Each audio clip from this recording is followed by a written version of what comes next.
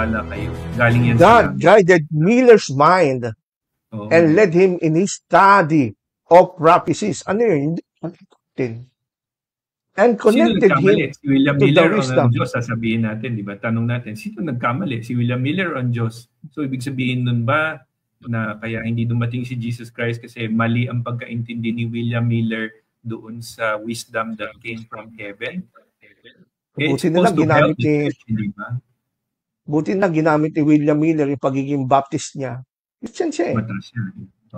Umatras siya. Hindi niya ginastify yung kanyang mali. Nag-repent talaga siya, mali. Tsaka whatever interpretation to follow na ginawa ng mga Adventist, hindi niya in-endorse yun.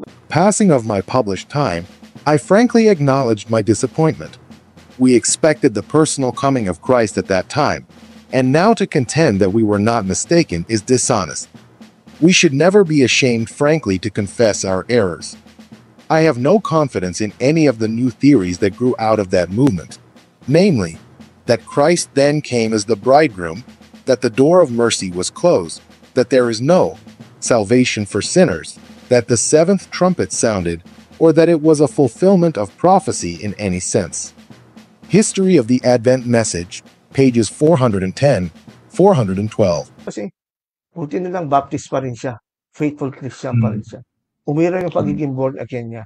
So, nagkamali siya doon, nagpredict, at alam ko, by the grace of God and by His wisdom, intervention nito ng Panginoon, umpisa pa lang, para malaman na ng tao na itong Ellen White na ito, kung ito'y hindi ninyo i-reject, mas maraming mapapahamak.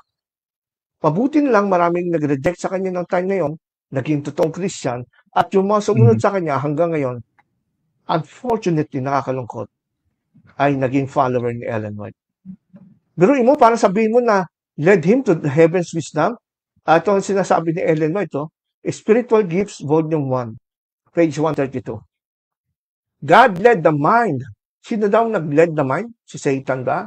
No. It is God who led the mind of William Miller into the prophecies, 1814, 1843, 1844, and gave him the great light upon the book of Revelation.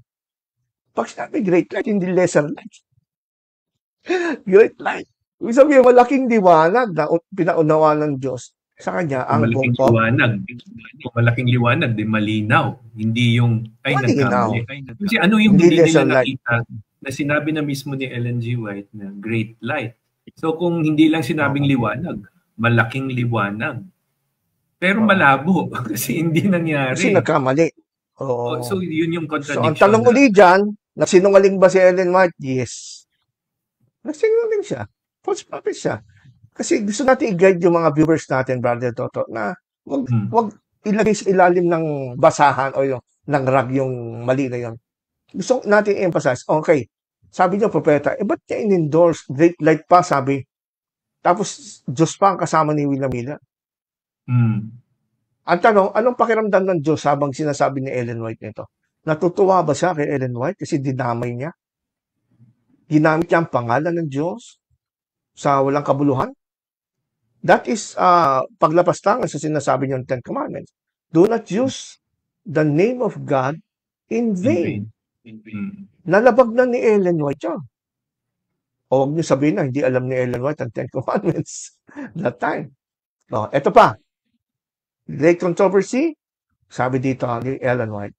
William Miller possessed strong mental powers, disciplined by thought and study, and he added to this wisdom of heaven by connecting himself with the source of wisdom.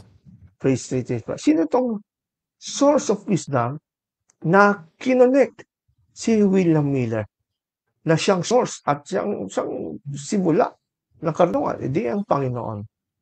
Tapos nagkamali.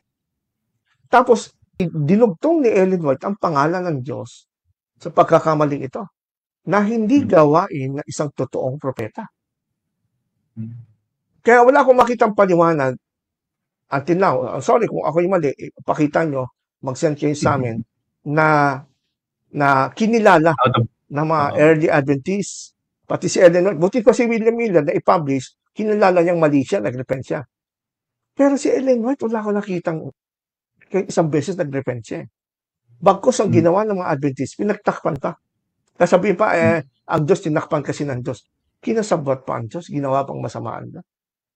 Gawain po ba yan ng totoong propeta ng Diyos? Hindi po, mga kapatid na Adventist. And that thing,